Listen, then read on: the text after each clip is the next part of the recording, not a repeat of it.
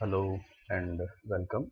I am Dr. Rohitashu Chaudhary, Associate Professor in Botany, Government Dunga College, Bikaner. In this video, I will explain mechanism of transpiration. इस प्रस्तुतिकरण में मैं वाष्पोत्सर्जन की क्रिया विधि के बारे में समझाऊंगा.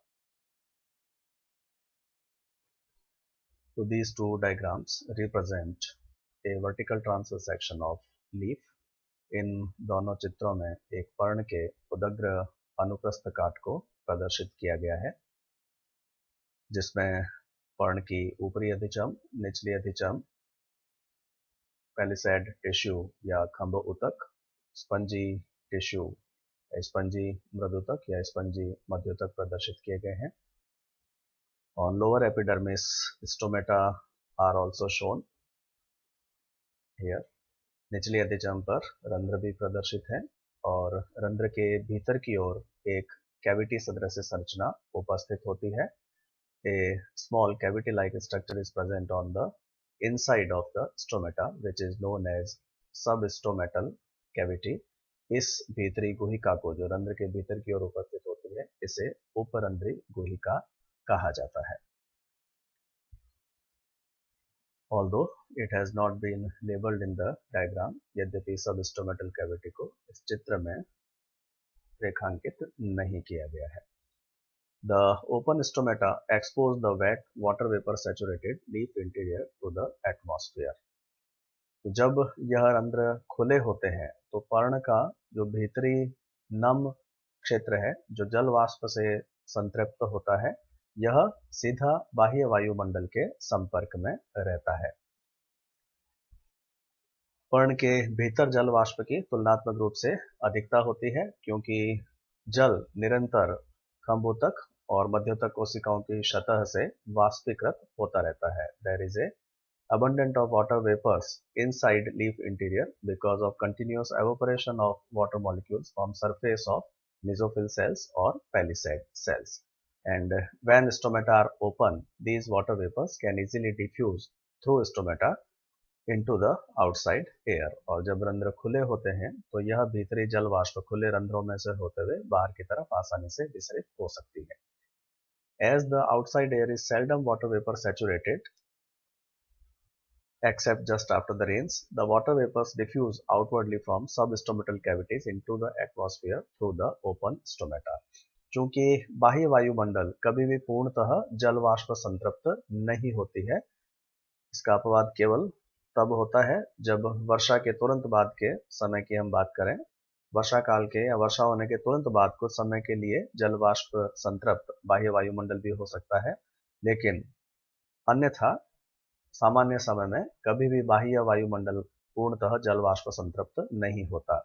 So we can see that leaf interior is water vapor saturated, whereas outside air is not water vapor saturated. In other words, water vapor concentration is high in the leaf interior and low in the outside air.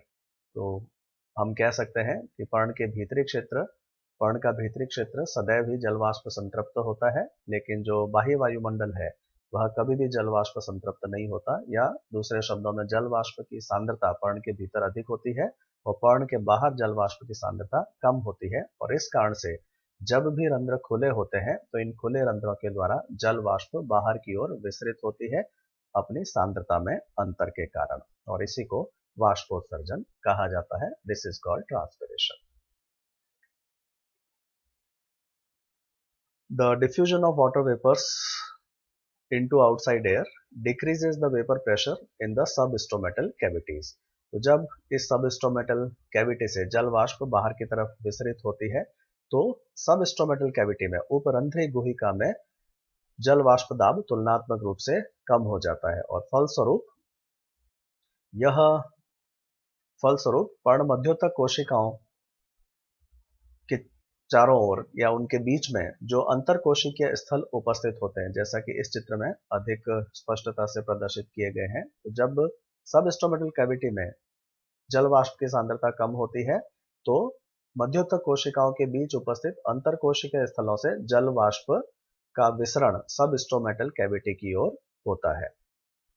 तो when vapor pressure decreases in substomatal cavities, They draw water vapors from the intercellular spaces, and the intercellular spaces in turn get water vapors from wet walls of mesophyll cells and mesophyll cells from xylem of vascular bundles. तो इस प्रकार से मध्योतक कोशिकाओं के बीच उपस्थित अंतरकोशिकीय स्थलों से जल वाष्प सबस्टोमेटल कैविटी की तरफ विसरित होती है, और जब अंतरकोशिकीय स्थलों में जल वाष्प की कमी हो जाती है तो पर्ण मध्योतक कोशिकाओं की सतह से होने वाले वाष्पीकरण के द्वारा यह जल वाष्प प्रदान की जाती है। और जब पर्ण मध्योतक कोशिकाओं में जल की कमी हो जाती है तो यह पर्ण मध्योतक कोशिकाएं जाइलम से जल को ग्रहण करती है। तो इस प्रकार से जाइलम से मध्योतक कोशिकाओं में होते हुए, अंतरकोशिकीय स्थलों में होते हुए और फिर उपरंध्री गुहिका में होते हुए निरंतर जल वाष्प का प्रवाह जो है बाह्य वायुमंडल की ओर होता रहता है, और इसी क्रिया को हम वाष्पोत्सर्जन या ट्रांसपिरेशन कहते हैं। तो in this way water vapours continuously diffuse from mesophyll cells into the intercellular spaces, from intercellular spaces into the substomatal cavity, from substomatal cavity they diffuse outwardly into the air, and this process is known as transpiration. So whenever stomata are open, transpiration will certainly take place. तो इस कारण से जब भी रंध्र खुले होते हैं तो वाष्पोत्सर्जन निश्चित ही होता है।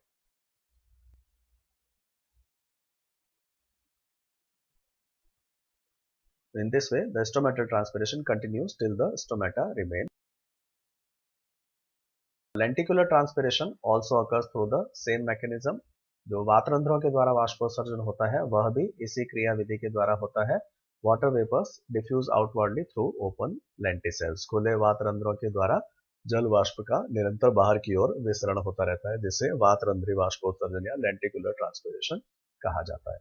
The only difference between stomatal transpiration and lenticular transpiration is that stomata usually remain closed during night and open during daytime, whereas lenticels remain always open. They remain open 24 hours. So lenticular transpiration can take place throughout the day and night. So रंध्री वाष्पोत्सर्जन और वातरंध्री वाष्पोत्सर्जन में जो एकमात्र अंतर है वो यह है कि रंध्र दिन में खुले रहते हैं और रात्रि में बंद रहते हैं, जबकि वातरंध्र या लेंटिसेल्स 24 घंटे खुले रहते हैं, अर्थात दिन और रात्रि दोनों ही समय खुले रहते हैं। और इस कारण से वातरंध्री वाष्पोत्सर्जन हर समय होता रहता है, जबकि रंध्री वाष्पोत्सर्जन सामान्यतः केवल दिन के समय ही होता है।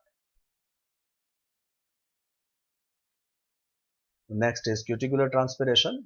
Cuticle is not much permeable to water. उपत्वचीय वाष्पोत्सर्जन। उपत्वचा सामान्यतः जल के लिए पारगम्य नहीं होती है। However, cutin can absorb water from epidermal cells by imbibition. यद्यपि क्यूटिकल में पाया जाने वाला जो पदार्थ है क्यूटिन, जिससे क्यूटिकल का निर्माण होता है, वह अंतःचूषण की क्रिया के द्वारा जल के अणुओं का अवशोषण कर सकता है। The imbibed water is slowly lost to the dry atmosphere through a thin cuticle or through cracks in the cuticle. तो इस प्रकार से क्यूटिन के द्वारा जो जल अधिशोषित किया जाता है, अंतःचूषित किया जाता है, वह धीरे धीरे बाह्य वायुमंडल में विसरित होता रहता है, जबकि यदि उपत्वचा पतली हो या उपत्वचा में दरारें उपस्थित हो। यदि उपत्वचा पतली होती है या उसमें दरारें उपस्थित होती है तो क्यूटिन के द्वारा अंतःचूषित या एब्जॉर्ब्ड वाटर जो होता है वह निरंतर बाह्य वायुमंडल में विसरित होता रहता है। इसी को क्यूटिकुलर ट्रांसपिरेशन कहा जाता है। So in this way cuticular transpiration also continues day and night. तो इस प्रकार से जो उपत्वचीय वाष्पोत्सर्जन होता है वह भी दिन और रात हर समय होता रहता है। The imbibition flow is reduced by thickness of the cuticle. यद्यपि जो अंतःचूषण प्रवाह है वह उपत्वचा की मोटाई पर निर्भर करता है, अर्थात उपत्वचा पतली होती है तो जल वाष्प का यह प्रवाह जो होता है वह तुलनात्मक रूप से अधिक होता है। If cuticle is thin, then imbibition flow of water vapors is comparatively more, and when cuticle is thick, then imbibition flow of water or evaporation of water vapors from surface of cuticle or through cracks of the cuticle is comparatively less. So imbibition flow is reduced by thickness of cuticle. जो अंतःचोषित जल का प्रवाह या विसरण है जल वाष्प का, वह उपत्वचा की मोटाई के द्वारा प्रभावित होता है। यदि उपत्वचा मोटी होती है तो यह प्रवाह तुलनात्मक रूप से कम हो जाता है। Therefore, a thick cuticle does not allow transpiration to occur through it. इस कारण से जब उपत्वचा मोटी होती है तो उसके द्वारा बहुत अधिक मात्रा में वाष्पोत्सर्जन नहीं किया जाता है। The mechanism of bark transpiration is also similar to that of cuticular transpiration. छाल के द्वारा होने वाला वाष्पोत्सर्जन या बल्क वाष्पोत्सर्जन भी लगभग उसी प्रकार से होता है जिस प्रकार से उपत्वचीय वाष्पोत्सर्जन होता है या क्यूटिकुलर ट्रांसपिरेशन होता है। तो this is how different types of transpiration takes place. तो इस प्रकार से अलग अलग प्रकार की वाष्पोत्सर्जन की क्रियाएं संपन्न होती है। Now mechanism of stomatal movement, रंध्र गति की क्रियाविधि।